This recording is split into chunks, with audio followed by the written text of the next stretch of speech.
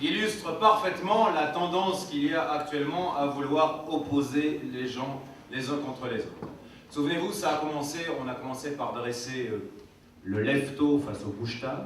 Oui, puis le secteur public face au secteur privé. Le salarié face au chômeur. Et le do-ré-mi face au la-si-do. En début d'année, on a même commencé à dresser les non-fumeurs face aux fumeurs. Oui. Alors c'est amusant, c'est l'exemple du tabac. Parce que pendant très longtemps, le tabac a été associé à l'image de... Enfin en tout cas à l'image de liberté, de plaisir, voire carrément de subversion parfois. Et aujourd'hui, on ne le voit plus que sous son angle nocif pour la santé. C'est comme si on avait l'impression, comme si une véritable révolution des mentalités s'était opérée, comme si d'un seul coup, on était devenu plus responsable, oui, plus mature, moins inconscient. Ou alors en quelques mots, plus adulte. Alors dans ces cas-là, on s'est dit, mais pourquoi ne pas faire pareil dans d'autres domaines? Comme par exemple, dans celui de l'humour. Et oui, parce que pendant longtemps, l'humour lui aussi a été associé à l'idée de liberté, de rébellion, de subversion. Alors il est peut-être temps de s'apercevoir que l'humour peut avoir des effets nocifs.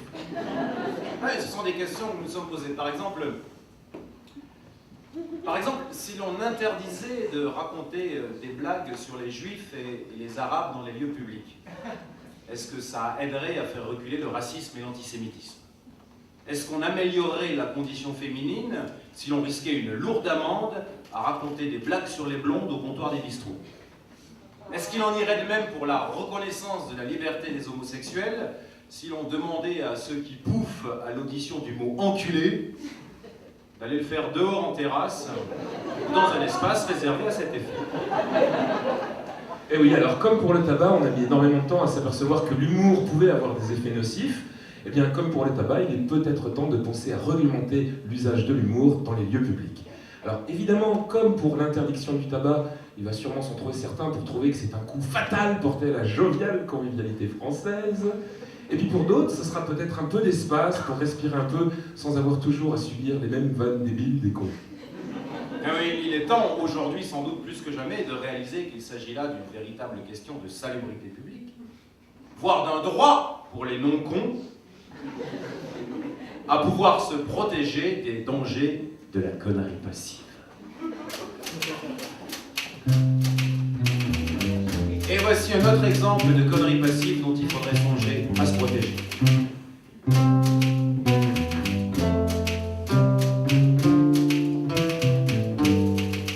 De nos jours, on communique chez les jeunes et les ancêtres par courriers électroniques.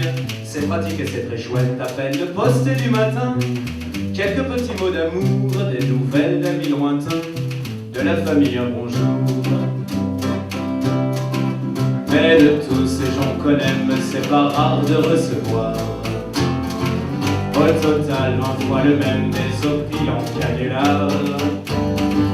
Petite perle authentique, astuce ou incongruité, détournement parodique, double son sol et olé. Oh les mails humoristiques, c'est pas que ce soit pas marrant. Chers amis, c'est sympathique même quand ils sont consternants.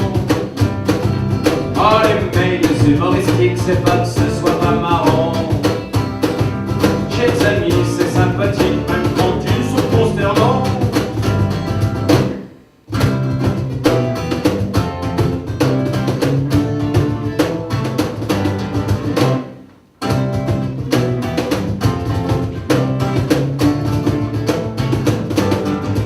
Avant qu'on nous les transmette, pour se poiler à l'unisson, on fait le tour de la planète et ricaner des tas de cons. Attends de fendre la poire à ces vannes impersonnelles, j'en souhaite parfois d'avoir quelques mauvaises nouvelles.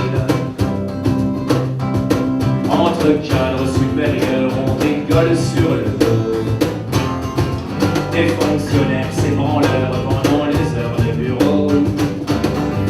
C'est comme l'almanach Vermont, la sous-culture d'entreprise, la version 2.0 que la vieille franchouillardise. Oh les mails humoristiques, c'est pas que ce soit pas marrant. Chers amis, c'est sympathique même quand ils sont consternants. Ah les mails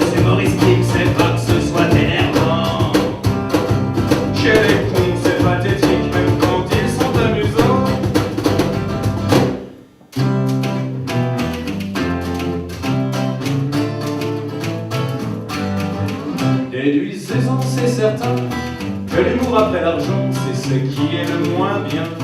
Partagé entre les gens, moi ça me pousse à constater que si nos amis n'étaient pas nos amis, parfois ça serait des gens qu'on n'aimerait pas.